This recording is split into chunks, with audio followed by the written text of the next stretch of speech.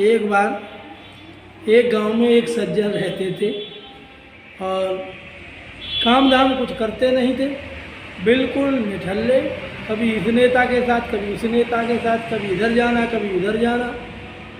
तो समाज में जो व्यक्ति काम नहीं करते या काम चोर होते हैं, आलसी होते हैं, उनकी समाज में प्रतिष्ठा धीरे धीरे कम होती जाती है। इसलिए कहने का मतलब ये है कि बच्चों, पढ़ाई के साथ साथ सामाजिक चीज़ों को भी आप बारीकी से समझिए और उस पर गौर करिए कि ये जो हमारे बुज़ुर्गों ने एक कहावत रूप में जो चीज़ कही कहते हैं, वो इसमें क्या रहस्य छुपा है।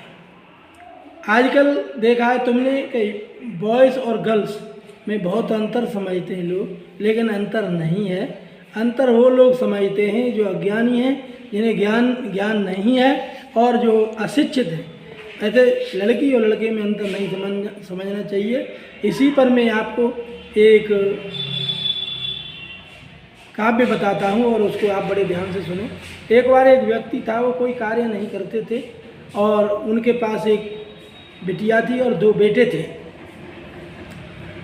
धीरे धीरे उनकी बिटिया जब बड़ी होने लगी, बिटिया सबसे बड़ी थी और बेटे छोटे थे।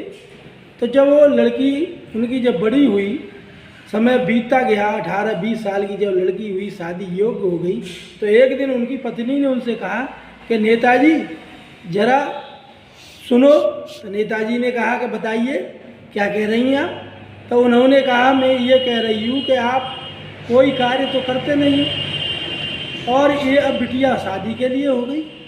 अब इसकी शादी के लिए आप कहाँ से क्या करेंगे, क्योंकि लड़के वाले दहेज बहुत मांगते हैं और दहेज की न व्यवस्था होने पर लड़की को घर भी अच्छा नहीं मिलेगा और भर भी अच्छा नहीं मिलेगा।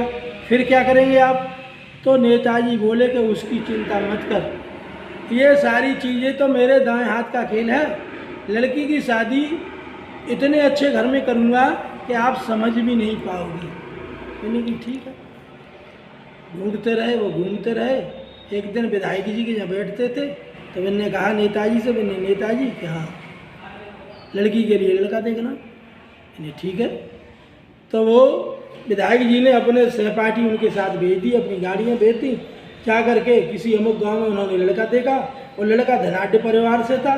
उन्होंने अपना भी खूब रौब रुतबा से गए तो उन्होंने कहा ये भी धनाढ़ परिवार के, अर्थात शादी की बात हो गई, दहेज की भी बात हो गई, दहेज भी तय हो गया और जो भी लेन देन था सारी चीज़ होने के बाद नेताजी घर लौट आए।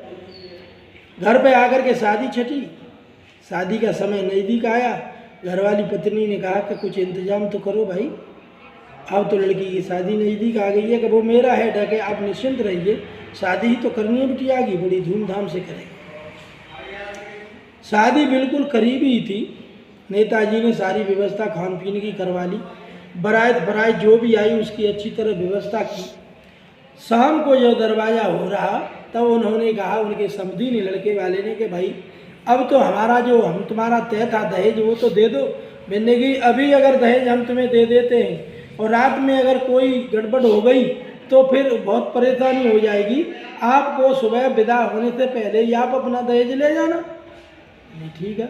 सुबह जब विदा हुई, विदा होने के समय पर मैंने कि भाई अब दे दो, कभी विदा हुई जाती है और सोई हम आपको दहेज देंगे।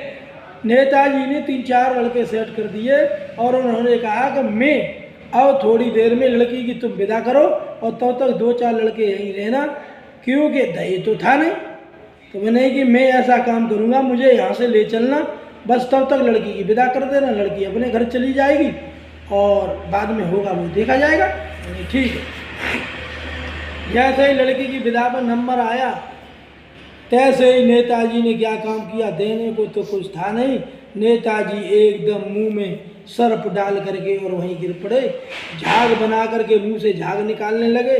सबने कहा कि समधी को क्या हो गया। समधी को लड़के वाले ने भी कहा तो लड़का वाला कह रहा है, अरे भाई समधी को हॉस्पिटल ले जाओ, ये तो होता रहेगा। गाड़ी करके नेताजी को हॉस्पिटल ले गए। हॉस्पिटल जाने वाला कौन था।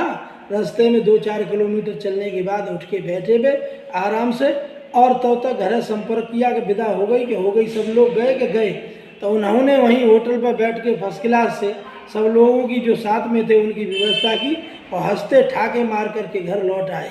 कहने का मतलब ये है कि चतुर जो लोग होते हैं वो हर समय अपना चतुराई से अपने सारे कार्य बनाते रहते हैं। तो कहने का मतलब ये है कि ये चीज़ ज़रूर ध्यान में रखना कि चतुर लोगों से थोड़ा सावधान रहें और धैर्य संयम बनाए रखें, जिससे हर काम आपका सुगमता से होता रहेगा।